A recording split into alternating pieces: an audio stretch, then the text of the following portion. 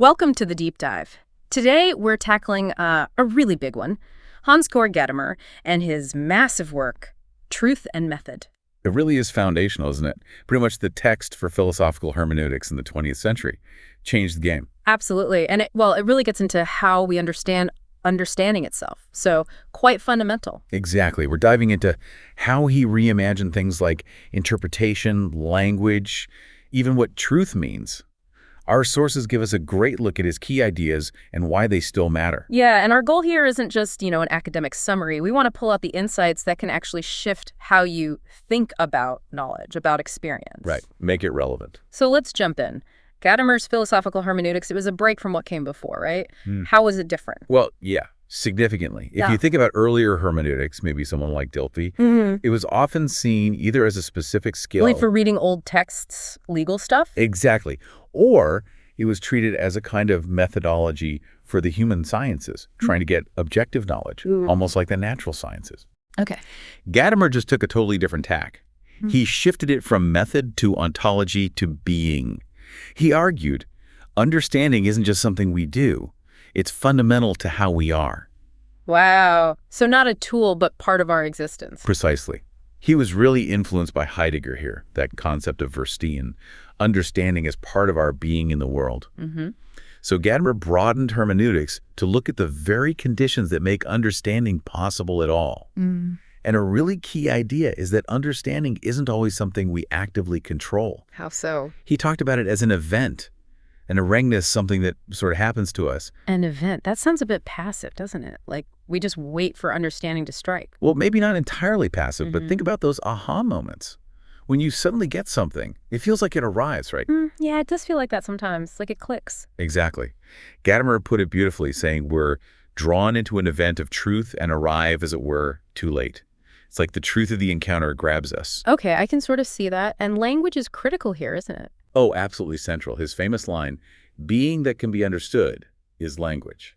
Which sounds quite radical. Does he mean reality is just language? Not quite. It's more that our access to being, anything we can make sense of, is always filtered through language. Okay. Language is like the universal horizon we operate within. So it shapes everything we perceive and know. Fundamentally, every concept, every articulation of experience happens within language. It's not a direct mirror of reality, but a linguistic interpretation. Makes sense. And because it's linguistic, it's also fundamentally dialogical. He loved Plato's dialogues as a model. So like a conversation. Exactly. A real openness to questions, where your own pre-understandings meet something else, a text, a person, art, and can actually be transformed in that meeting. Okay, this is a really different way of thinking about understanding. Let's shift to his critique of aesthetic and historical consciousness. He had issues with how we normally approach art and history. He certainly did. He looked at modern approaches to art, heavily influenced by Kant. The idea of disinterested pleasure. Right. And he felt this leads to isolating the artwork. We treat it as purely aesthetic, admired for its form, but kind of cut off from its context or any claim to truth it might make. He called this aesthetic differentiation. So we're just looking at whether it looks nice or sounds good and miss the deeper stuff. That's the danger he saw. It becomes about the subjective feeling of the viewer, that Erlebnis, a sort of fleeting momentary experience. Gadamer thought this blocked a genuine Erfahrung, a transformative experience with the truth of the artwork. So art can convey truth for Gadamer. Definitely. He talked about art leading to an increase in being, which sounds poetic, but he meant it seriously. An increase in being, what does that mean practically? It means the artwork, in its unique way of presenting something, actually brings something new into the world. It reveals some aspect of reality we didn't see before. It enriches our existence. Think of Rilke's line about the statue, "Thou must alter thy life." Art can demand something of us. That's powerful. And how does play fit in here? Spiel. Ah, yes. He uses play as a model. Think about a game. It has its own rules, its own reality almost. It draws the players in. Right, you get absorbed by it. Exactly. Gadamer says the artwork is similar. It draws us in, structures our experience, and its meaning emerges through that playful encounter. It's not just us imposing meaning on it. It's an event we participate in. Interesting. So art is participatory. Now, what about his critique of historical consciousness? Similar issues. Very similar line of thought, yes. He was critical of that 19th century idea, Ranke, and the goal of knowing the past as it really was. Well, that's objectively. the scientist studying the past. Sort of. Yeah. Gadamer argued that trying to achieve that kind of detachment is just, well, wrong-headed for history. Because we can't escape our own time. Precisely. Our own historicity, our situatedness in time, isn't a flaw to be overcome. It's the condition that makes understanding the past possible in the first place. We always approach the past from our present horizon. So trying to erase our perspective is impossible and maybe even undesirable. Exactly. It would make the past seem utterly alien, disconnected. So yeah, in both art and history, he's pushing back against this idea of the neutral, detached observer finding objective truth. Okay. He felt both approaches abstract. The art, the past, from the flow of tradition and from our own lives. They miss that understanding is always participatory. Right. And this connects to one of his most maybe controversial ideas, the role in prejudice. Ah, yes, vortile. Yeah. It definitely raises eyebrows because prejudice has such negative connotations for us, thanks largely to the Enlightenment. Which saw it as something reason had to eliminate. Right. But Gadamer looked at the German word Dorteil, which literally just means prejudgment. And he argued these aren't just bad biases, they're necessary forestructures of understanding, an idea he picked up from Heidegger. Four structures. Yeah. Like our starting assumptions. Exactly. Our initial orientation, the expectations we bring, without these prejudgments, we'd be lost. We wouldn't even know what questions to ask. He said a mind totally free of prejudice is basically a fantasy. So we always start with some baggage, essentially. You could put it that way, but Gadamer saw much of it as enabling baggage. And he argued that a lot of these enabling prejudgments actually come from tradition and authority. Which were also concepts the Enlightenment wasn't too keen on. Exactly. He wanted to rehabilitate them. He saw tradition not as dead weight, but as a living stream carrying meaning. And authority, when it's based on genuine knowledge or insight, is a legitimate source of understanding. But hang on, isn't there a danger there of just blindly accepting tradition or what authorities say? That's the crucial question. And no, Gadamer wasn't saying be uncritical. The whole point of the hermeneutic process, the interpretation, is to become aware of your prejudices and to test them against the subject matter. So dialogue helps us sort the good prejudices from the bad ones. Right. Dialogue, encountering the text or the other person, even just the passage of time helps us see which prejudgments are helpful and which ones distort. But the key point is, understanding always starts with them. Forget presuppositionless knowledge. It's about critically refining our presuppositions. Okay, that really does change how you think about seeking knowledge. Which brings us to the fusion of horizons. Horizont Verschmelzung. This sounds central. Absolutely core. Building on historicity and prejudice, the horizon is Gadamer's metaphor for our situated viewpoint, our field of vision shaped by all those prejudgments. Right, my personal window on the world. Exactly. And crucially, it's not fixed. It can shift. Understanding, especially of something historical, involves the fusion of the interpreter's present horizon with the historical horizon of the text or tradition. So my viewpoint meets the viewpoint embedded in the thing I'm trying to understand. Precisely. But it's not about erasing your horizon to adopt the past one, nor is it just absorbing the past into your own terms. It's a dialogue. A genuine dialogue, a reciprocal process where both horizons interact, challenge each other, and a new, broader horizon emerges from that fusion. And importantly, your own self-understanding changes in the process. Wow. And you said this links to application and Wendung. Yes. He drew this from legal and theological traditions. Understanding isn't complete until you relate the meaning to your own present situation. For Gadamer, understanding is application. They aren't separate steps. So figuring out what it means for me now is part of understanding it at all. That's the idea. It makes understanding inherently practical, relevant. And this fusion idea seems really relevant for, say, cross-cultural understanding, too. Hugely relevant. It implies that genuine understanding between cultures isn't about finding some neutral common ground, but about engaging in that difficult dialogical process where both sides are open to being changed, to having their horizons fused and expanded. Okay. Now, what about effective history and temporal distance? How do they fit? Right. Effective history. Wirkungsgeschichte. This is the idea that any text, artwork, or event has a history of effects, a history of how it's been interpreted and understood over time. So how people have reacted to it through history. Exactly. And Gadamer says our present understanding is always shaped by that history. We don't encounter the thing in a vacuum. We encounter it already loaded with its interpretive past. And being aware of that is? That's historically affected consciousness. Wirkungsgeschichtliches Bewusstsein. recognizing how our own viewpoint is a product of this ongoing history of influence. Okay. And temporal distance, usually seen as a problem, right? Harder to understand things from long ago. We often assume so. But Gadamer flips it. He suggests temporal distance can actually be helpful. How? Because time acts like a filter. The immediate noise, the transient concerns, the perhaps superficial initial reactions surrounding something, they tend to fade. Leaving the more essential meaning. Exactly. Distance can allow the enduring significance, the real truth of the thing, to stand out more clearly. So meaning isn't just fixed back then, it unfolds through its history of effects. Interpretation becomes participation in that unfolding. That's a very dynamic view. Now let's talk about his critique of method, especially in the human sciences. Geisteswissenschaft. Yes, this was a major target in Truth and Method.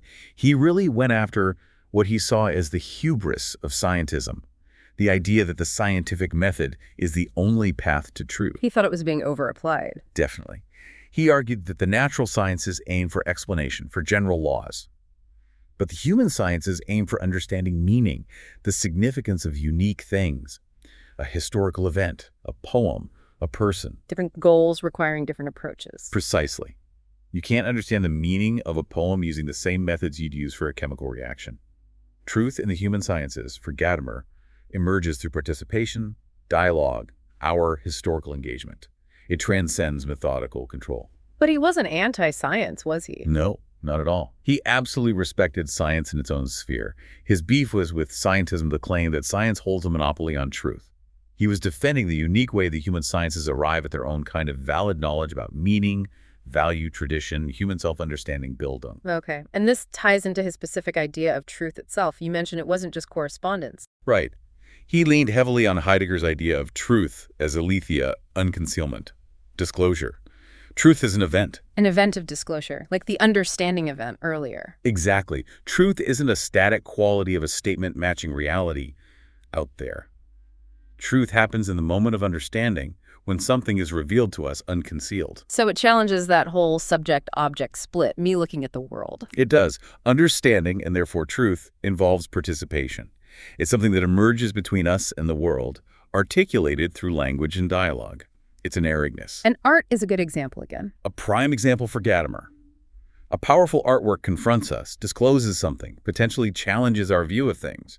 It demands a response. It reveals a truth, not just depicts a reality. And there's an ethical side to this. Yes, because seeking this kind of truth requires virtues like openness, willingness to listen, attentiveness, being ready to have your own views challenged and changed by the encounter. Truth emerges in that difficult, honest dialogue. It all seems deeply connected to existentialism, especially Heidegger, as you mentioned. How strong is that link? Oh, it's fundamental. You can't really understand Gadamer without Heidegger in the background.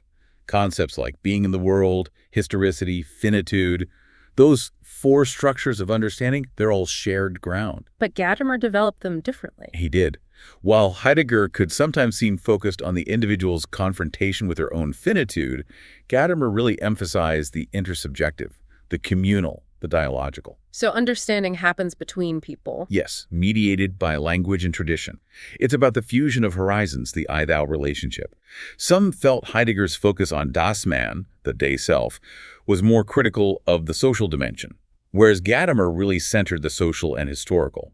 People sometimes say Gadamer kind of urbanized Heidegger, made his ideas more directly applicable to interpretation. Interesting. And how does he compare to someone like Sartre? Quite different. Sartre's focus was on radical freedom, consciousness negating its situation.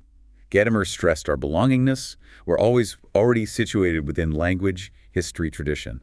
That's not a prison. It's the ground for understanding. So less radical freedom, more situated understanding. Exactly. Gadamer offers a path to self-understanding through engaging with our shared world, not by radically separating ourselves from it. Okay, so to really pin down Gadamer's contribution, how did he differ sharply from earlier hermeneutic thinkers like Schleiermacher or Dilthey? Big differences. With Schleiermacher, the goal was often seen as reconstructing the author's original intention, getting inside their head through grammar and psychology. Right, figuring out what the author meant. Gadamer shifts away from that. The focus isn't just the author's mind, but the subject matter itself and how its meaning unfolds historically and speaks to us now in dialogue. And Dilthey. He wanted a method for the human sciences, right? Yes. Dilthey was searching for a kind of scientific grounding for the Geisteswissenschaften, based on lived experience, Erlebnis. Gadamer essentially said, you're looking for the wrong thing. He rejected the quest for a specific method as the key to truth in these areas. Because truth emerges differently. Exactly. Through that non-methodological experience, through participation in tradition, through the event of understanding we've been talking about. He wasn't aiming for scientific certainty, but for a different kind of truth. So the key Gadamerian moves are this ontological turn, rehabilitating prejudice and tradition, effective history, the dialogical structure, fusion of horizons, and linking understanding with application. That sums up the core innovations pretty well. It was a major reorientation. Of course, such a major work drew criticism. What were the main debates? You mentioned Habermas earlier. Right, the Habermas debate is probably the most famous. Habermas, coming from critical theory, worried that Gadamer's emphasis on tradition didn't leave enough room for critical distance. For critiquing ideology, power structures hidden in tradition. Exactly.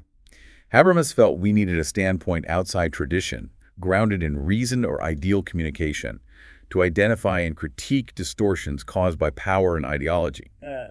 He thought hermeneutics needed a critical check. And Gadamer's reply. Gadamer basically argued that there is no standpoint outside tradition. All critique happens from within a tradition, using the resources available. He believed the hermeneutic process itself, the dialogue, the testing of prejudices, is the critical process. He thought Habermas was chasing an enlightenment phantom of pure, detached reason. So a fundamental disagreement about where critique comes from. A very fundamental one. And others picked up on similar worries. People like Emilio Betti or later Christian Gestel raised concerns about objectivity and normativity. Meaning, if understanding is always tied to application in my situation and shaped by my horizon, how do we avoid just subjective interpretations? Where are the standards to say one interpretation is better or more valid than another? Are we just stuck with bias? This seems like a fair question. How did Gadamer address that? His main defense relied on the self-correcting nature of the ongoing dialogue and the tradition itself.